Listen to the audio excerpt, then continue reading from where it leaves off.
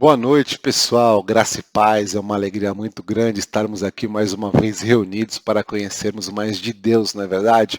Eu gostaria de começar a aula de hoje com uma oração. Então, feche os seus olhos. Ó Deus Pai, nós te louvamos e te agradecemos e bendizemos o teu nome, Jesus. E eu lhe peço, ó Senhor, nesta noite, que a tua mão esteja estendida para cada lar que está participando, para cada família aqui representada, meu Pai. Estenda a tua mão, ó Senhor, porque a tua mão é aquela que traz cura, que traz prosperidade, que traz restauração e principalmente, ó Senhor, tu és o Deus que salva e nós te agradecemos e nós nos alegramos por causa da tua salvação. E é em teu nome, Jesus, que nós agradecemos tudo o que o Senhor fará na vida das pessoas que estão aqui reunidas. Amém.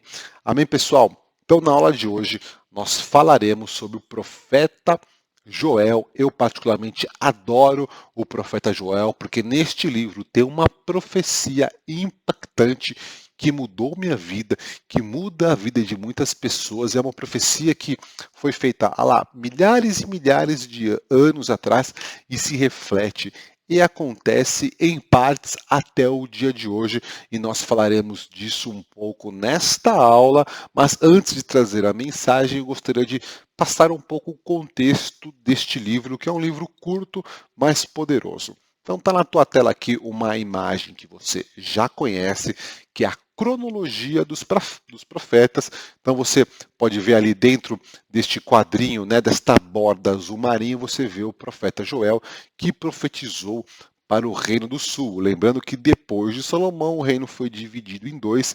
Alguns profetas profetizavam para os dois reinos, mas a grande maioria tinha um profeta específico e tinha um rei específico.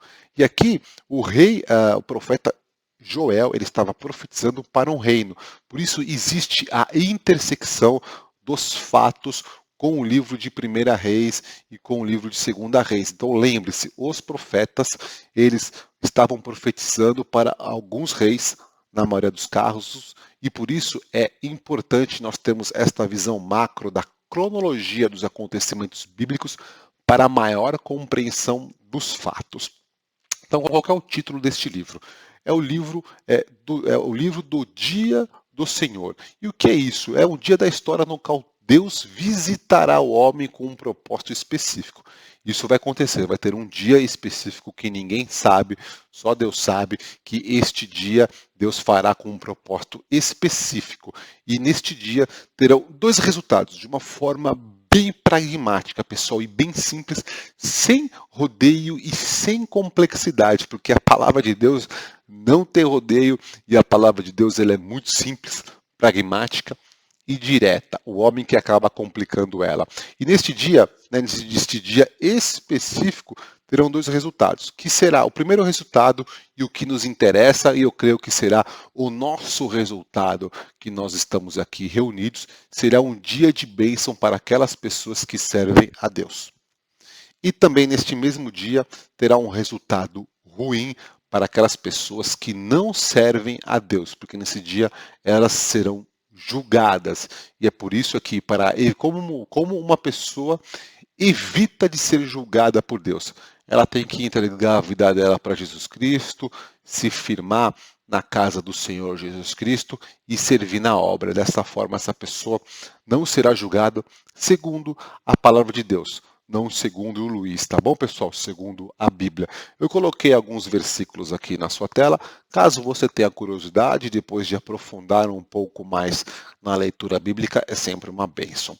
O autor deste livro é o próprio profeta Joel, e o seu nome significa o Senhor é Deus, ou seja, o nome de Joel significa o Senhor é Deus. E nós vemos isso, né, na mensagem de Joel de uma forma muito clara, porque Joel ele representa a supremacia de Deus sobre tudo e sobre todos. Então, no capítulo 1 do livro de Joel, nós vemos o Senhor soberano sobre a criação. No capítulo 2, nós vemos o Senhor dos gentios e o Senhor de Israel, ele sendo soberano sobre esses dois povos. E no capítulo 3 nós vemos o Senhor sendo soberano sobre todas as nações. E é nisso que nós cremos, o nosso Senhor Jesus Cristo, ele é soberano sobre tudo e sobre todos. Amém?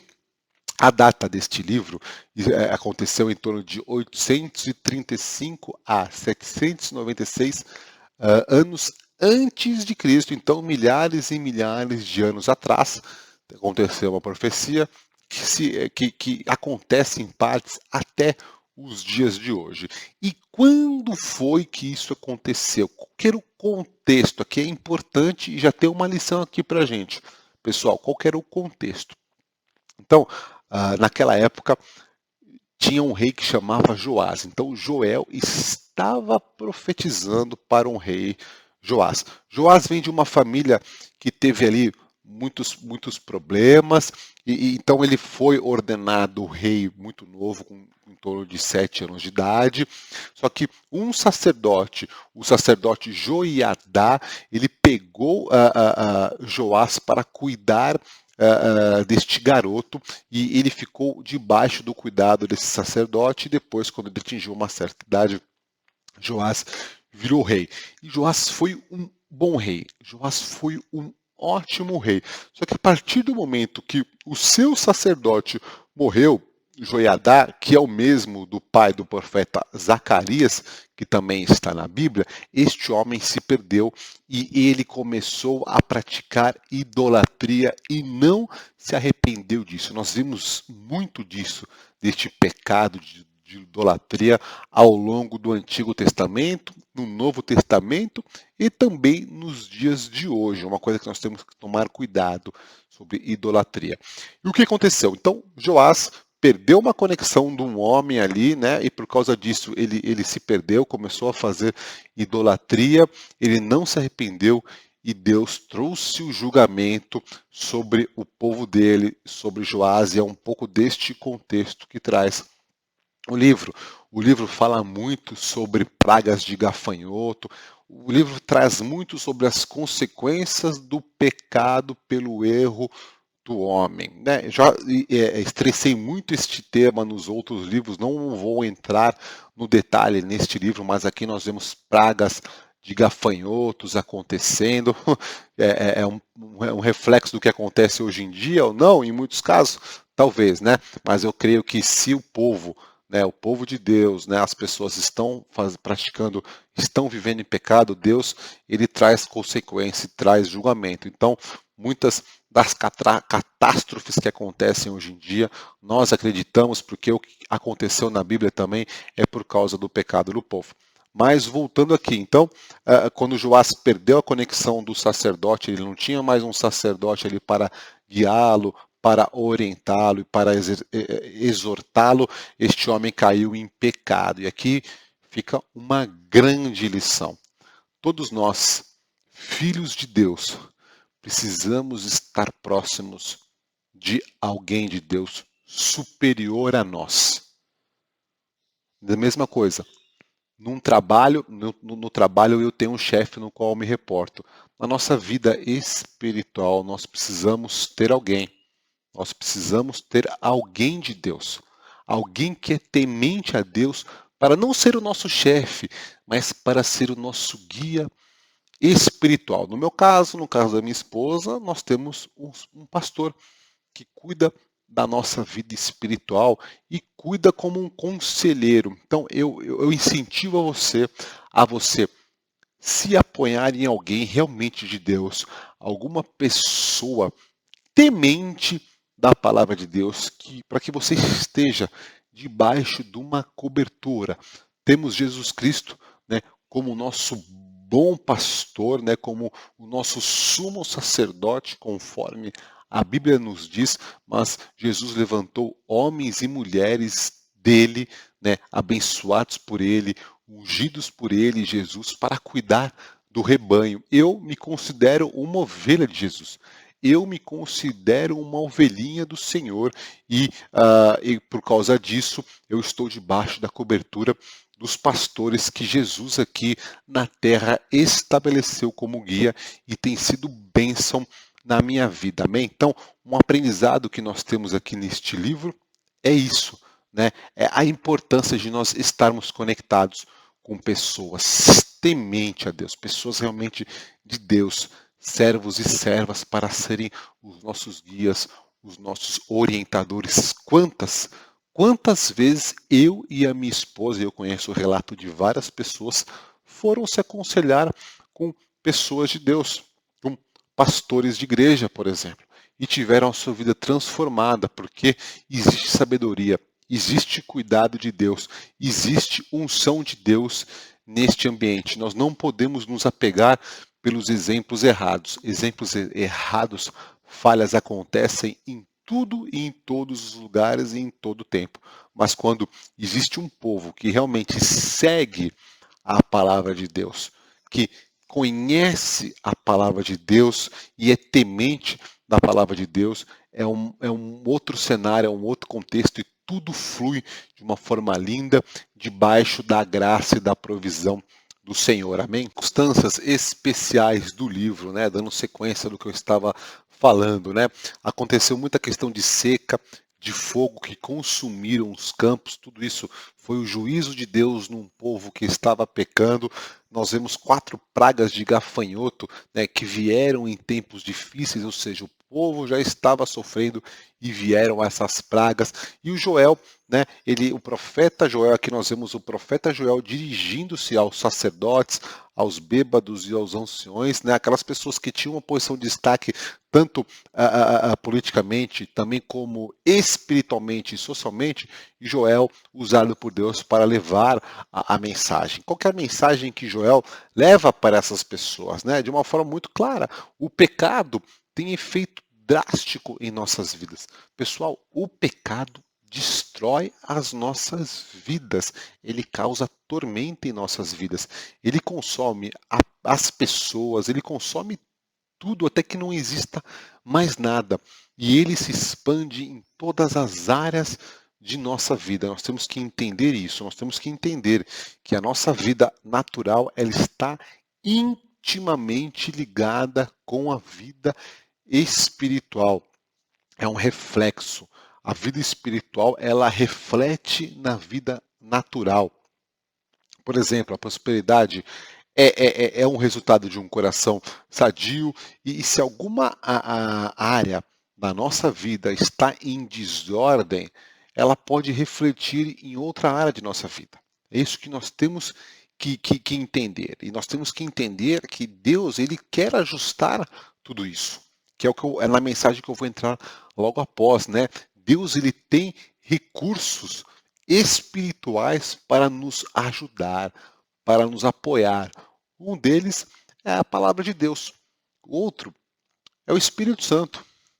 Outro é a igreja, estar debaixo, né, de líderes espirituais para cuidar de nossa vida. Então basta a gente querer estar conectado. E justamente Deus, ele dá esse acesso para nós, ele oferece isso para nós para interagir conosco dia após dia. Esta é a mensagem. Deus ele quer que a gente construa, que a gente seja construído sobre um fundamento sólido, para que no dia da tormenta a nossa vida não desabe. Este é o tema central da mensagem. E é uma mensagem muito linda, porque Deus está trazendo juízo, mas Deus também traz a restauração. É isso que nós temos que entender. O juízo de Deus vem para que a gente seja restaurado pelo poder dele. Se arrependa, acredite na palavra de Deus, busque o Espírito. E aí Deus vai ajustando toda a nossa vida. Então não esqueça disso. A vida natural está conectada com a vida espiritual. E nós precisamos cuidar da vida espiritual para ser um reflexo da vida natural. Jesus Cristo disse: colocais o reino de Deus em primeiro lugar e todas as outras coisas serão acrescentadas. O que Jesus Cristo estava ensinando para os seus discípulos? Coloque a vida espiritual em primeiro lugar, porque eu vou cuidar dos mantimentos, eu vou cuidar dos seus problemas pessoais, eu vou resolver as causas na justiça. É isso que Jesus está nos chamando nessa noite. Amém?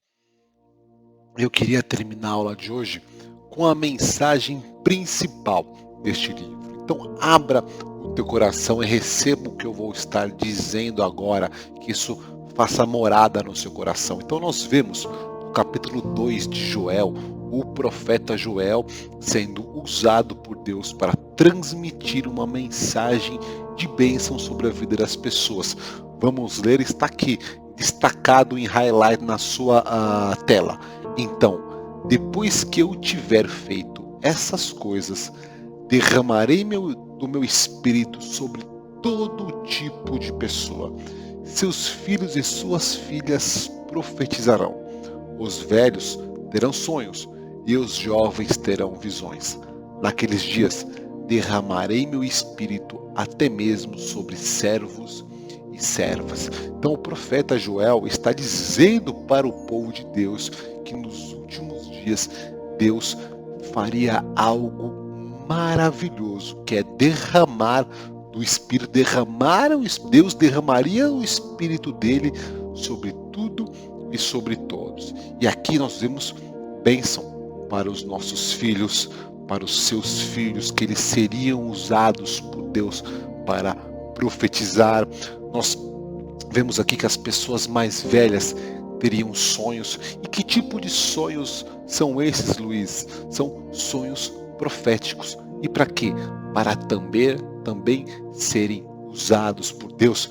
Bênção para os jovens. Aqui a mensagem está dizendo que Deus daria visões para os jovens. Para que jovens para que a necessidade de jovens terem visões proféticas, para serem usados por Deus e ajudar outras pessoas. Ou seja, no final, Deus faria algo maravilhoso, algo grandioso. E essa promessa de Deus foi cumprida quase que 1000 anos depois. Ela foi cumprida. E por que ela foi cumprida? Porque Deus não é um homem que mente. Ele não mente. Tudo aquilo que ele fala, ele cumpre. Em nome de Jesus, ele cumprirá esta profecia também na sua vida. Se você crê, diga um amém. Agora vamos ver como aconteceu, quando aconteceu isso pela primeira vez.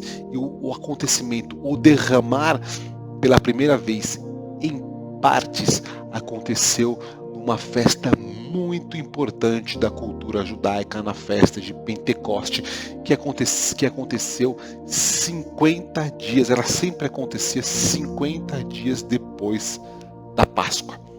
E Jesus tinha dito isso para os seus discípulos, para que eles tinham que esperar em Jerusalém até serem revestidos de poder, que era o derramamento dessa profecia. Então nós vemos a cumprimento em partes desta profecia em Atos 2. De repente, veio do céu um som como de um poderoso vendaval e encheu a casa onde estavam sentados. Então surgiu algo semelhante a chamas ou línguas de fogo que pousaram sobre cada um deles.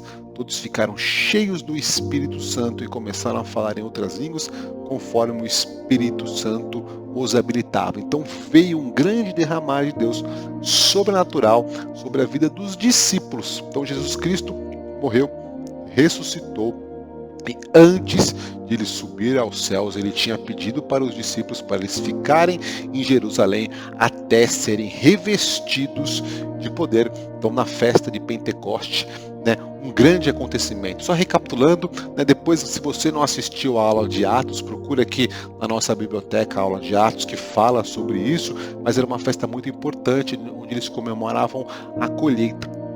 Então vinha pessoas de diversas nações, de diversos lugares, eles estavam ali reunidos e aconteceu um grande mover de Deus. E a própria Bíblia explica, e afirma que aconteceu ali foi o que foi profetizado por Joel.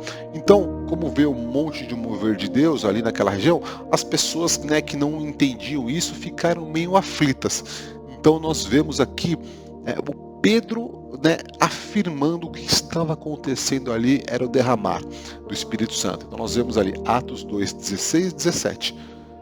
Pelo contrário, aqui era Pedro falando: o que vocês estão vendo foi predito há tempos pelo profeta Joel. Nos últimos dias, disse Deus, derramarei meu espírito sobre todo tipo de pessoa. Seus filhos e suas filhas profetizarão, os jovens terão visões e os velhos terão sonhos. Então aqui nós vemos Deus cumprindo isso na vida do seu povo depois de muito tempo, mas Deus cumpre no momento que ele acha que tem que cumprir. E um ponto importante, que você saiba disso, a igreja do Senhor foi criada, começou depois do derramar do Espírito Santo. A igreja do Senhor, a igreja primitiva, iniciou-se depois desse derramar. Tanto que o livro de Atos é um livro onde nós começamos a ver a primeira igreja, a igreja do Senhor se formando e as viagens missionárias acontecendo em toda a Ásia. E por quê? Porque Deus quis derramar o seu poder sobre os seus servos e sobre as suas servas para eles serem usados por Deus para espalhar a mensagem do Evangelho. E visões, sonhos, tudo isso aconteceu na Bíblia, aconteceu de forma abundante, milagres e maravilhas, tudo isso direcionado pelo poder do Espírito Santo de Deus que foi derramado. Até então, o Espírito, essa profecia de Joel não tinha se cumprido desta magnitude. E eu vou um pouco mais além. Algumas vezes eu disse que foi derramado em parte, sim, porque nos últimos dias, quando Jesus Cristo estiver para voltar, acontecerá algo maior, acontecerá a plenitude desse derramar do Espírito Santo sobre todas as pessoas, que aqui nós nos chamamos de o grande avivamento ou último avivamento antes da volta de Cristo. Amém? E agora uma coisa importante, e por que nós temos que querer o Espírito Santo de nós? Qual que é a importância disso? Eu falei no começo da aula sobre a importância de nós estarmos conectados, e nós temos que também estar conectados com o Espírito Santo de Deus, porque é Ele o nosso guia. E a primeira obra que o Espírito Santo faz em nós é nos convencer do caminho a seguir, que é Jesus Cristo. E nós vemos Jesus ensinando isso para os seus discípulos na sua última ceia, antes de ele ser preso e antes de ele ser crucificado. Está em João 16. Mas na verdade, é melhor para vocês que eu vá, pois se eu não for, o encorajador não virá. Vamos parar aqui, ou seja, Jesus está falando, eu preciso morrer, eu preciso voltar para o Pai, para o Rei, eu preciso subir, eu preciso voltar aos céus, para que venha o encorajador. Aqui o encorajador é o Espírito Santo. Ele está falando, eu tenho que ir, porque se eu não for, ele não virá, o Espírito Santo. E aí ele fala, eu o enviarei a vocês. Quando ele vier, convencerá o mundo do pecado, da justiça e do juízo, do pecado, porque o mundo se recusou a crer em mim. E então é o maior pecado de todos, é não acreditar que Jesus Cristo é o Senhor, é o Filho de Deus, que ele veio, morreu e ressuscitou e hoje vive.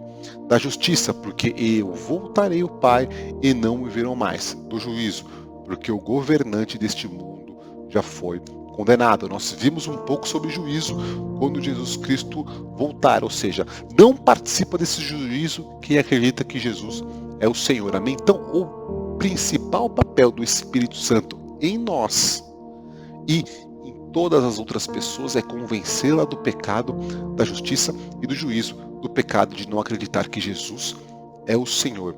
E outra coisa importante, João 16, um pouco mais para frente, 13 e 14.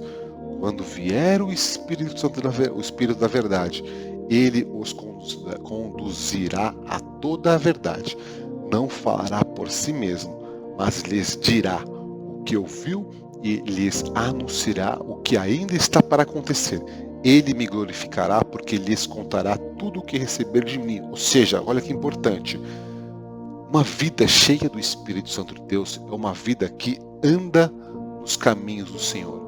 É uma vida que não enfrenta, que é direcionada por Deus. Tudo o que acontecer na vida será porque Deus está mandando. não terá engano, não terá dúvida, não terá medo. Esta é uma vida cheia do Espírito Santo de Deus. Se todas as decisões que nós tomarmos em nossas vidas, dia após dia, for dirigida pelo Espírito Santo de Deus, se for debaixo da autoridade do Espírito Santo de Deus, tenha certeza que nós teremos os melhores dias de nossas vidas, porque nós estaremos no centro da vontade do Deus Pai. E veja só, o papel do Espírito Santo é gerar dentro de nós uma vontade de sempre estarmos glorificando a Jesus Cristo. Um pouco do que eu falei de Mateus 6,33, porque o Espírito Santo coloca dentro de nós servirmos a Deus, de nós colocarmos a vida espiritual em primeiro lugar e toda a glória ir para Ele. Amém? Então eu encorajo você nessa noite a buscar, a conhecer mais do Espírito Santo de Deus, porque esta profecia é para mim e é para vocês que estão me escutando. E o Senhor tem grandes coisas para fazer na vida daquelas pessoas que forem cheias do Espírito Santo de Deus. E eu creio que Deus confiará coisas grandes para grandes homens e mulheres cheios do Espírito Santo de Deus, porque Deus não vai derramar dos seus presentes, vamos assim dizer, para a vida daquelas pessoas que não o colocam em primeiro lugar. Deus quer confiar algo grande na sua vida. Deus quer te colocar em lugares de destaque. Deus quer usar a sua vida, mas esta vida precisa ser dirigida pelo Espírito Santo de Deus. Acredite nisso. Busque mais a presença do Espírito Santo de Deus e viva no centro da vontade de Deus para a sua vida, porque o Espírito Santo é o encorajador, é o consolador, ele é o guia, ele é o nosso mestre. Que Deus abençoe muito a tua vida, em nome de Jesus. Eu gostaria de terminar a aula de hoje com uma oração, amém? Então feche seus olhos e abra o teu coração. Ó Deus Pai, em nome de Jesus, nessa noite nós pedimos que esta profecia feita por Joel aconteça em nossas vidas nessa noite. Derrame do teu Santo Espírito na vida de todas as pessoas que querem mais do Espírito Santo de Deus. Recebam nessa noite algo novo do Senhor, recebam algo sobrenatural, para que tenham uma vida abundante no centro da tua vontade. Ó Pai, Espírito Santo de Deus, te pedimos nessa noite, enche o nosso coração com entendimento da tua palavra, amor da tua palavra, e principalmente que a gente viva para louvar e engrandecer o nome do nosso Senhor Jesus Cristo.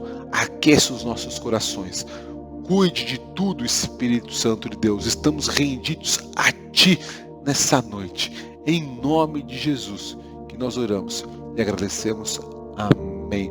Amém, pessoal. Que Deus abençoe a tua vida, que você saia desta aula aqui com vontade de clamar, de conhecer biblicamente e também espiritualmente mais do Espírito Santo de Deus, que foi derramado para fazer algo grande de Deus na tua vida. Amém? Deus abençoe e até a próxima aula.